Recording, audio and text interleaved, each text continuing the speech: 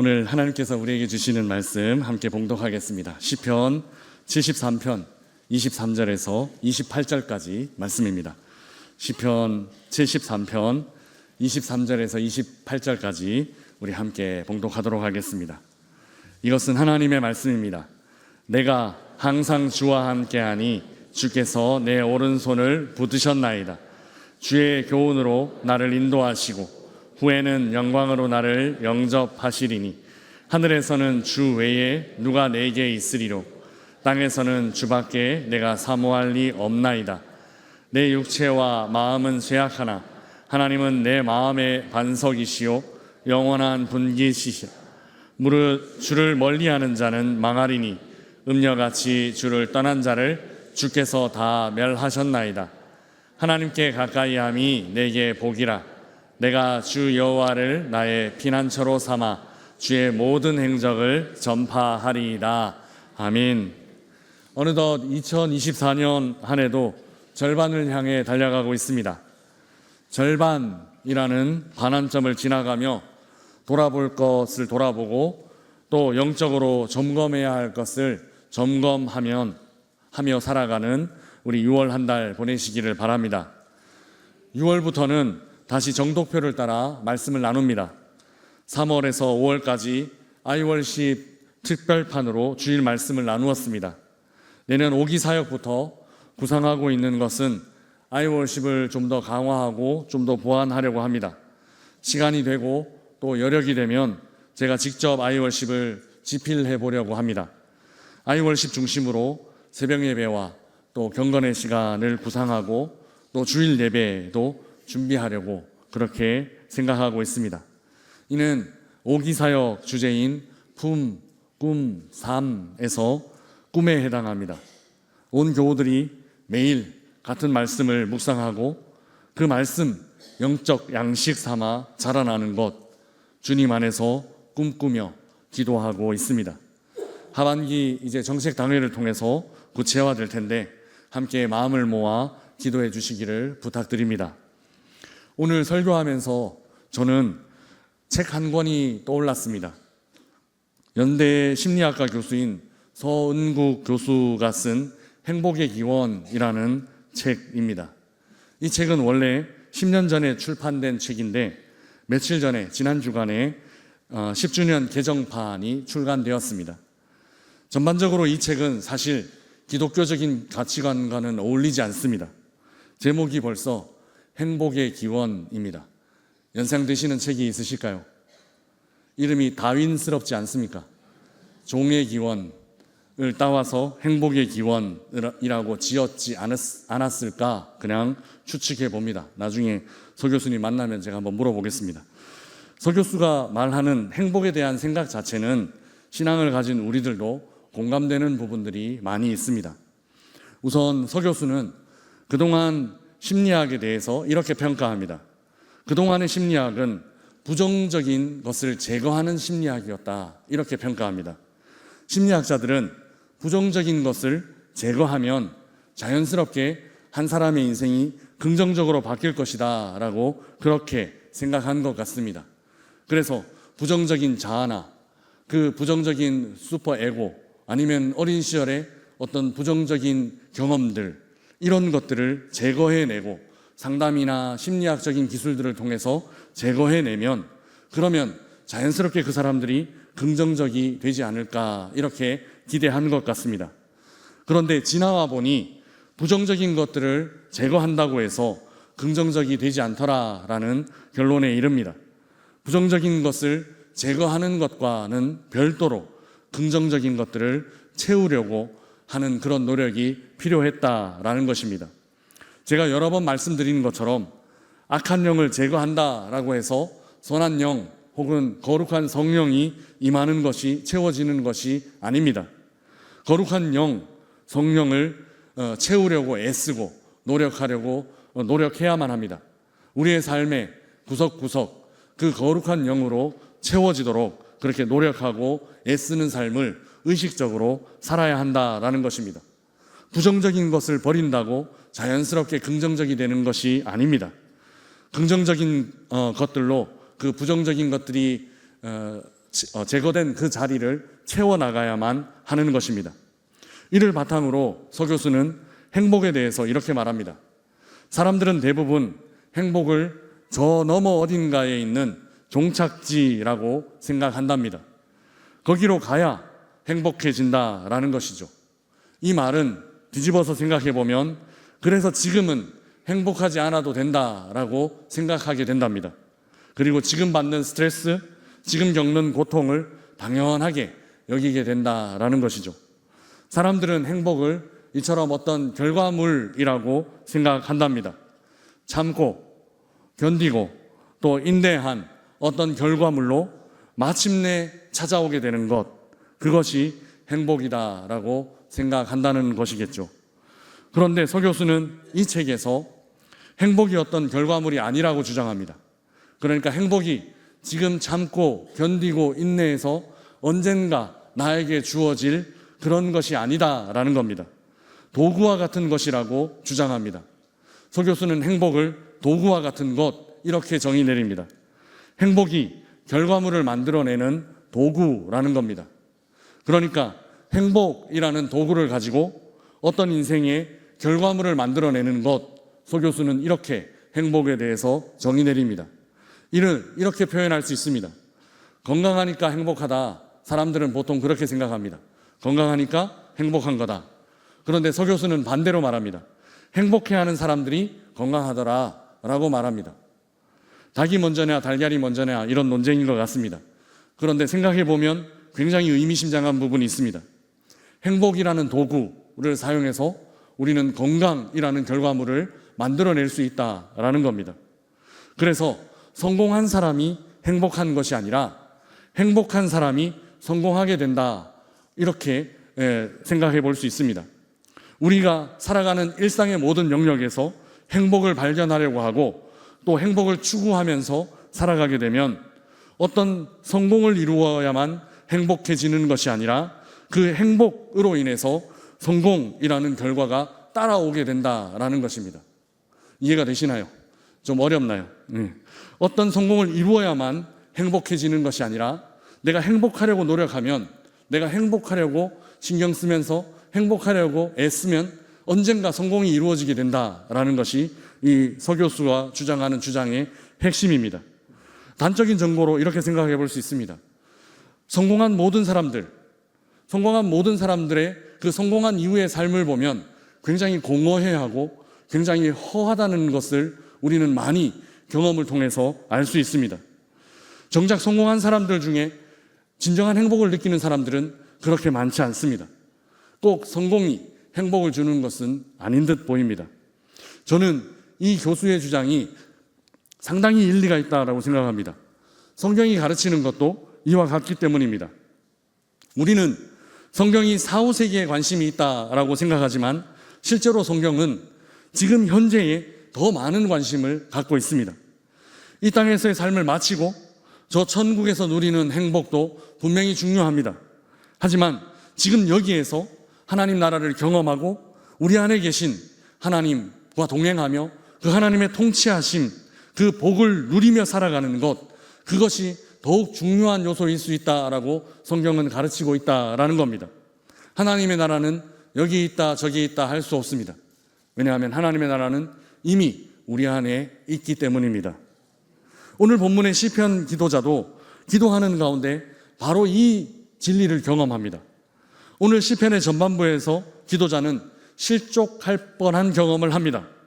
행복하지 않은 혹은 불행할 수밖에 없는 그런 상황을 마주하게 되는 것입니다. 그리고 하나님께 기도하며 그 문제를 해결하고 진리를 발견합니다. 그 불행하다 느낄 수 있는 상황을, 그리고 그 불행하다 느낄 수 있는 현재를 기도를 통해서 행복으로 바꿔가고 있는 그런 모습입니다. 그렇다면 질문을 한번 던져보겠습니다. 사람들이 가장 힘들고 어려울 때가 언제일까요? 여러분은 언제 깊은 침체를 경험하셨을까요? 너무 깊게 생각하지 마십시오. 예. 오늘 시편의 기도자는 악인들의 형통함을 보고 거의 실족할 뻔한 위험에 빠졌습니다. 우리 2절, 3절 말씀 함께 읽어보겠습니다. 오늘 본문 앞에 있는 2절 3절 말씀입니다. 나는 거의 넘어질 뻔하였고 나의 걸음이 미끄러질 뻔하였으니 이는 내가 악인의 형통함을 보고 오만한 자를 질투하였음이로다. 아멘. 기도자는 2절에 거의 넘어질 뻔했다라고 고백하고 있고 또 그리고 미끄러질 뻔했다라고 고백하고 있습니다. 실족할 뻔한 일이 생겨나는 것입니다. 무슨 일이 기도자를 실족할 뻔하게 만들었는가 하면 3절에 나타난대요. 3절에 보시면 그것은 악인들의 형통입니다. 악인들이 형통한 것을 보고 그 오만한 사람들을 질투하는 마음이 생겼다라고 기도자는 자기 마음을 돌아보고 있습니다. 이 기도자의 마음, 우리가 아마 모두 공감할 수 있는 그런 마음이 아닌가 하는 생각을 해봅니다. 우리는 예수님 믿고 교회 다니면서 바르게 살려고 노력하고 때로는 손해봐가면서 때로는 불이익을 겪는데도 그렇게 바르게 살려고 노력하며 살아가는데 절대로 손해보지 않고 아주 천재적인 잔머리를 굴려가며 요령을 피워가며 그렇게 요리조리 눈속임만 해가며 살아가는, 그리고 뺀질뺀질 살아가는 동료가 우리 옆에는 흔히 있습니다. 그 뺀질뺀질 머리 굴려가며 잔머리 굴려가며 사는 동료가 잘못되면 괜찮은데 막 더 잘 되는 경우입니다. 승진도 더 빨리 하고 또 집에 자녀들도 좋은 대학에 가고 이런 상황들이 생기면 우리는 꽤 답답한 마음 혹은 허탈한 마음이 생기곤 합니다. 그런데 이 문제는 그냥 여기 정도로 그치지 않고 더 깊어집니다. 더 심각해집니다. 4절에서 12절까지 이런 악한 사람들이 얼마나 문제없이 잘 사는지를 기도자는 길게 나열해놓고 있기 때문입니다. 무려 오늘 시편에 있는 4절에서 12절까지를 뭐에다가 할애하고 있는가 하면 이 악한 사람들이 잘못되는 일이 아니라 이 악한 사람들이 잘 되는 일, 그 일을 기도자는 이 긴 본문을 통해서 나열하고 있습니다. 기도자는 아마 그 악한 사람들을 유심히 지켜본 것 같습니다. 너 그렇게 살면 어디 잘 되나 두고 보자, 이런 마음으로 지켜본 것 아닌가 싶습니다. 그런데 두고 보자 하고 두고 봤는데 어떻게 됐냐 하면 더 잘 되는 겁니다. 두고 보자 하고 두고 봤을 때 잘못돼야 되는데 우리의 공식, 우리의 그 계산법은 두고 보자 하고 두고 보면 그 악한 사람이 뭔가 큰 병에 걸리거나 아니면은 뭔가 벌을 받거나 이렇게 돼야 되는데 그런 일이 일어나지 않고 두고 보자 하고 두고 봤더니 더 잘 되는 겁니다. 안 되는 일이 없는 겁니다. 망하지 않는 겁니다. 이런 부분들을 보고 기도자가 답답해하면서 기도하고 있습니다. 망하기는커녕 오히려 더 잘 되더라는 겁니다.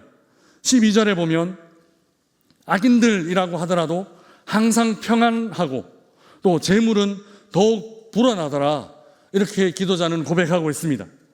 심지어는 4절에서 5절 말씀을 보면 그들은 고난도 없고 재앙도 없고 그렇게 건강하게 살다가 심지어 마지막 때도 어떻게 되느냐 하면 마지막 죽을 때도 고통도 없이 죽더라.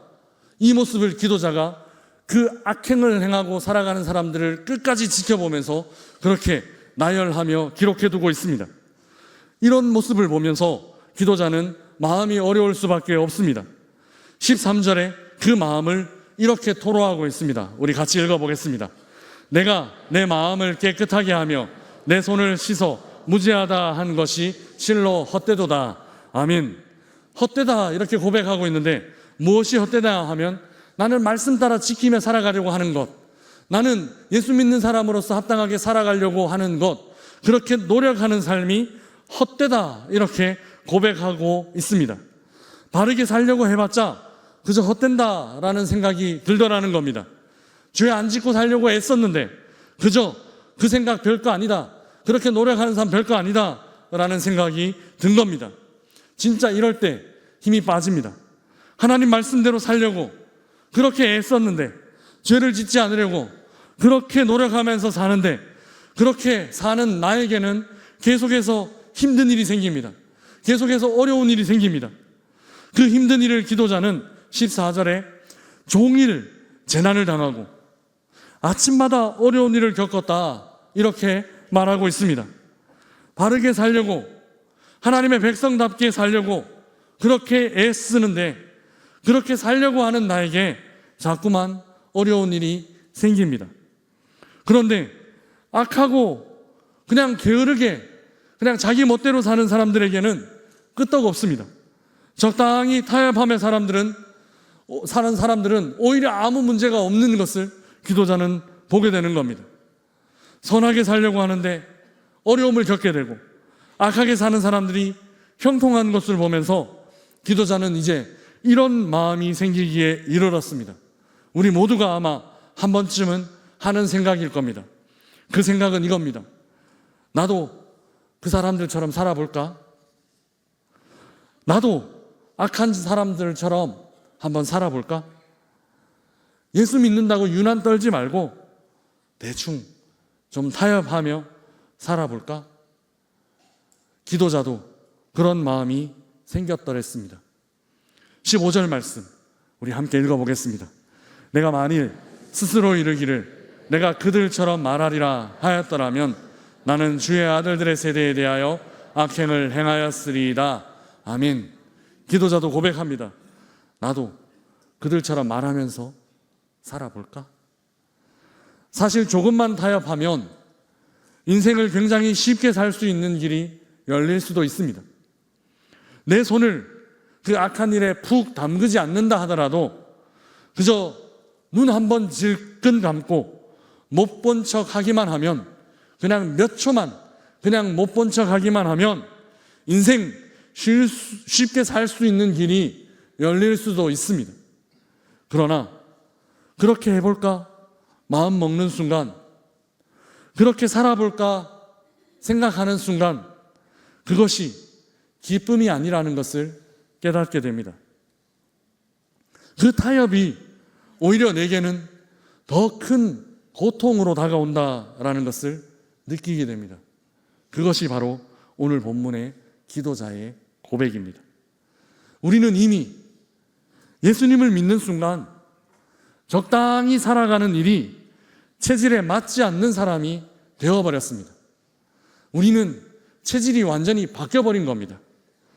우리는 이미 우리 안에 성령 하나님이 들어오시는 순간 이 세상과 타협하며 사는 삶이 적성에 맞지 않는 그런 사람이 되어버린 것입니다. 우리의 적성은 이미 바뀌어버렸습니다. 죄를 짓는 것이 더 이상 즐겁지 않고 악을 행하는 것이 오히려 불편하게 되는 삶, 그런 삶으로 우리의 인생은 바뀌어버렸습니다. 우리의 체질과 우리의 적성이 그렇게 바뀌어버렸다라는 것입니다. 왜냐하면 우리 안에는 거룩한 성령 하나님이 함께 하시기 때문입니다. 우리는 이미 거룩한 하나님이 거하시는 거룩한 성소가 되었습니다. 시편 기도자는 17절에 이렇게 고백하고 있습니다. 17절 말씀입니다. 하나님의 성소에 들어갈 때에야 그들의 종말을 내가 깨달았나이다. 아멘. 기도자는 성소에 들어가 깊이 하나님을 만났을 때, 그때 자신의 존재를 깨닫게 됩니다. 죄를 범하는 사람과 더 이상 같이 될 수 없는 자신의 존재, 죄를 짓는 것을 기뻐하는 사람과 더 이상 함께 할 수 없는 자신의 존재를 그 성소 안에 들어가 깊이 하나님을 만났을 때 깨닫게 되는 것입니다. 죄를 즐거워할 수도 없고 악을 행하는 것이 오히려 더 괴로움이 되는 나 자신의 모습을 그 성소에서 깊이 깨닫게 되는 것입니다. 오늘날 우리도 마찬가지입니다. 우리 몸은 하나님이 거하시는 거룩한 성소가 되었습니다. 악을 행하며 더 빨리 가는 사람, 죄를 범하며 더 멀리, 더 높이 가는 사람, 우리 주변에 있습니다. 하지만 그래서 때로 우리도 아까 타협하면서 조금 빨리 가볼까 하는 생각이 들지만, 그리고 죄에 조금 여지를 주면서 죄와 조금 타협하면서 조금 멀리 가볼까, 조금 높이 올라가 볼까 하는 유혹들 있지만, 그게 내게는 더 이상한 겁니다. 그게 내게는 뭔가 맞지 않는 옷을 입은 것처럼 뭔가 어색하고 더 이상한 겁니다. 이상한 정도가 아니라 못 견디는 겁니다.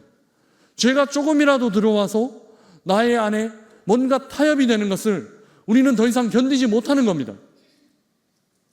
그 죄가 들어와서 그 죄가 조금 우리 안에 머물게 되는 것, 그것이 우리는 더 괴롭게 되는 겁니다. 마음이 편한 것 아니면 몸이 편한 것 중에 대부분의 성숙한 사람들은 몸이 좀 불편해도 마음이 편한 쪽을 선택하게 됩니다. 마찬가지 이유입니다. 우리들도 뭔가 좀 죄와 타협해서 편하고 빠르게 가는 길보다는 이제 우리 안에 있는 성령 하나님, 그 거룩하신 분, 그분과 함께 동행함으로 우리는 뭔가 죄와 타협하는 것이 불편해지고 죄가 조금만 들어오는 것들도 뭔가 이상해지는 삶을 살아가게 되는 것입니다. 21절에 타협하려는 마음, 적당히 대충 하려는 마음이 생기자 기도자에게는 내 마음이 산란하여 내 양심이 찔렀나이다 라고 고백하고 있습니다. 바로 이런 경우인 겁니다.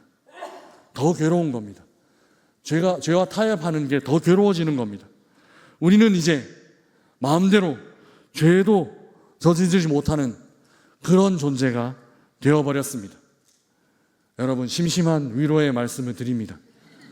우리는 죄를 짓고 싶어도 마음껏 죄를 지을 수 없는, 그 죄를 짓는 게 결코 기쁘지 않는 그런 사람들이 이미 되어버렸습니다. 죄를 지으려고 하면 더 불편해지고 더 괴로운 그런 존재가 이미 되어버렸다라는 겁니다. 이런 마음이 드는 기도자, 이제 자신의 모습을 22절, 23절에 이렇게 회고하고 있습니다. 22절, 23절 말씀 함께 읽어보겠습니다. 내가 이같이 우매무지함으로 주 앞에 짐승이 오나 내가 항상 주와 함께하니 주께서 내 오른손을 붙드셨나이다. 아멘. 주님이 함께 하시니 죄가 불편해지고 주님이 나를 붙들고 계시니 죄와 타협하려는 마음이 오히려 괴로운 것, 기도자는 그 성소에서 주님 주신 원래 마음을 회복해 나아가고 있습니다. 주님이 내 오른손을 붙들어 주셔서 죄로 치우쳐 나아가지 않고 죄로 타협하며 살아가는 마음을 붙잡아 주신 것 감사하며 주님 주신 원래 마음으로 돌아가려고 하고 있습니다. 사랑하는 명산의 가족 여러분, 저는 오늘 시작하면서 한 대학 교수가 말한 행복에 대해서 말씀드렸습니다. 사람들은 행복을 어떤 결과물이라고 생각하지만 그 괴짜 심리학 교수는 행복을 도구라고 말했습니다. 우리가 생각하는 수단과 우리가 생각하는 결과를 완전히 뒤바꿔버리는 것입니다. 저는 오늘 여러분께 이 시편 말씀으로 우리가 생각하는 형통을 완전히 뒤바꾸었으면 좋겠습니다. 사람들은 하나님을 가까이 함으로 이 세상을 살아가는 데 필요한 어떤 형통의 복을 받기를 원합니다. 대부분의 종교는 이러한 도식을 갖고 있고 심지어 교회를 다니시는 분들도 이러한 생각을 많이 갖고 계십니다. 신앙을 도구로 세상의 형통이라는 어떤 결과를 얻어내는 것, 보통 사람들은 그런 생각들을 갖고 있습니다.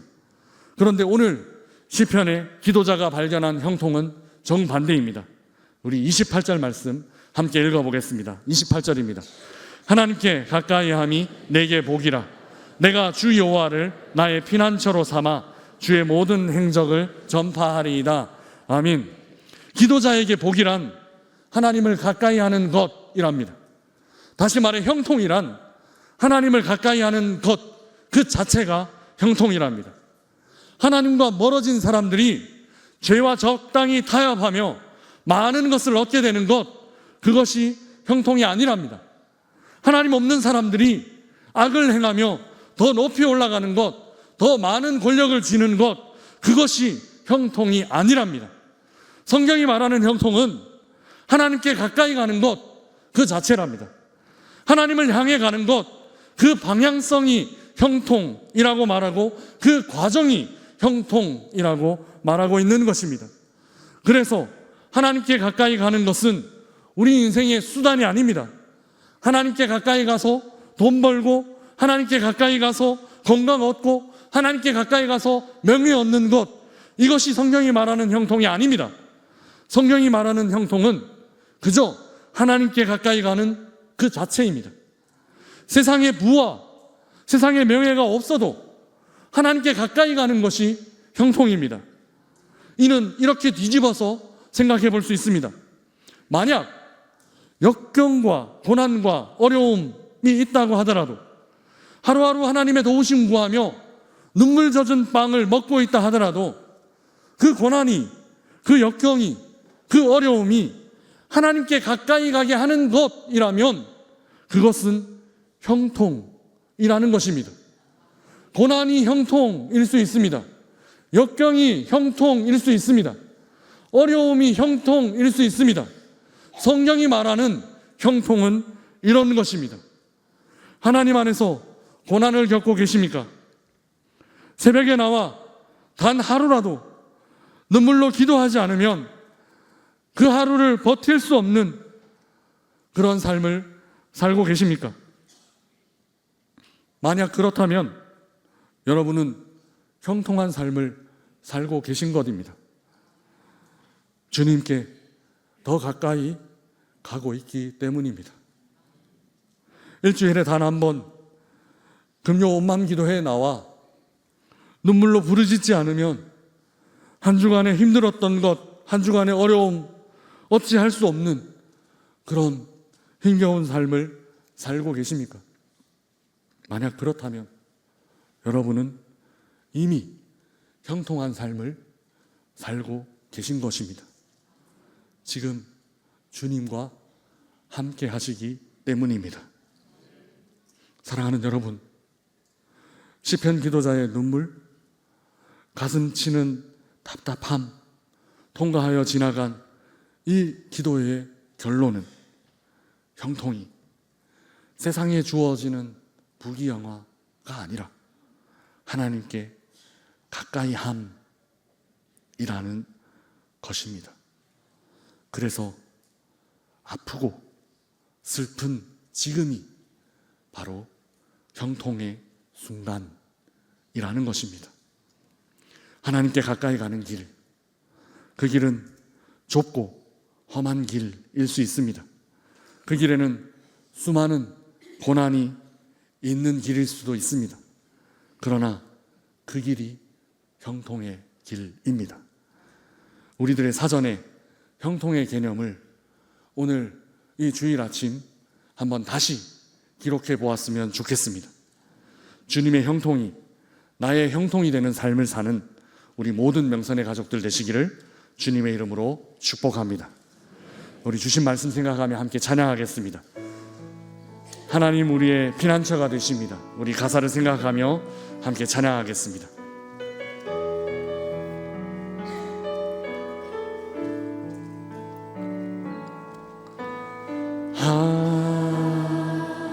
하나님은 우리의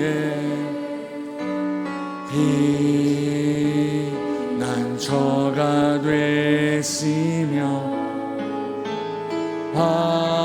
환난 중에 우리의 힘과 도움이시. 하나님은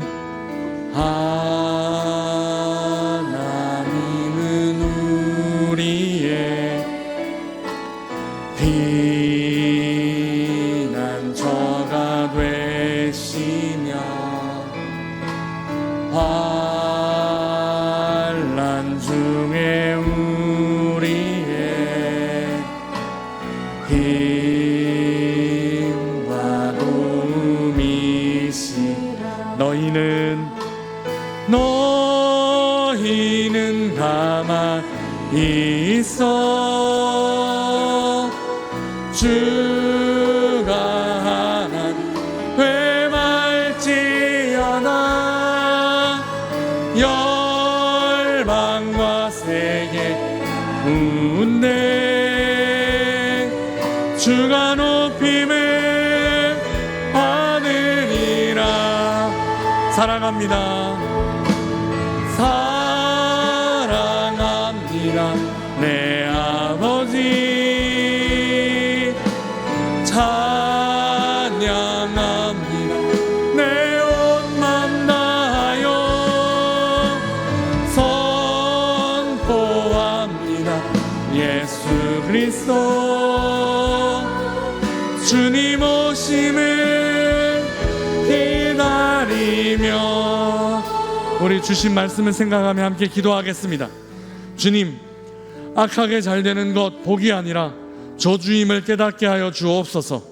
힘들더라도 바르게 주님께 가까이 가는 삶, 이 삶이 복임을 깨닫게 하여 주옵소서. 주님과 동행하는 이 한 주간, 우리 모든 성도들의 한 주간이 되게 하여 주옵소서. 우리 함께 기도하며 나아가겠습니다. 기도하겠습니다. 주님 고맙습니다.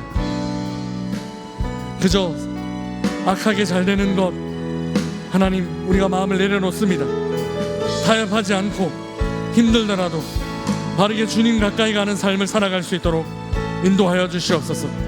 좁은 길이라 하더라도, 그 길에 수많은 고난 있다 하더라도, 그 길이 형통의 길, 하나님께 가까이 가는 길이라면 형통의 길임을 기억하며 주님의 형통이 나의 형통이 되는 삶을 살아가는 우리 모든 명산의 교우들이 될 수 있도록 인도하여 주시옵소서. 주님과 동행하는 삶을 사는 한 주간 되게 하여 주옵소서. 주님께 이 모든 것들을 맡겨드립니다. 주님 고맙습니다. 때로 악한 방법으로 잘 되는 것이 부러울 때가 있습니다. 또 때로 적당히 타협하며 빠르게 가는 것을 따라하고 싶을 때도 있었습니다. 그러나 주님, 그것이 복이 아니고 그것이 형통이 아닌 것을 우리에게 깨닫게 하여 주시니 감사합니다. 주님 말씀에 합당하게 느리게 가는 복의 길을 택하게 하여 주시고, 주님께 더 가까이 가는 고난을 택하는 우리들이 되게 하여 주옵소서. 평생에 하나님을 가까이 하는 복을 누리며 살아가는 우리 모든 명산의 교우들이 될 수 있도록 복을 허락하여 주옵소서. 감사합니다. 예수 그리스도의 이름으로 기도드리옵나이다. 아멘.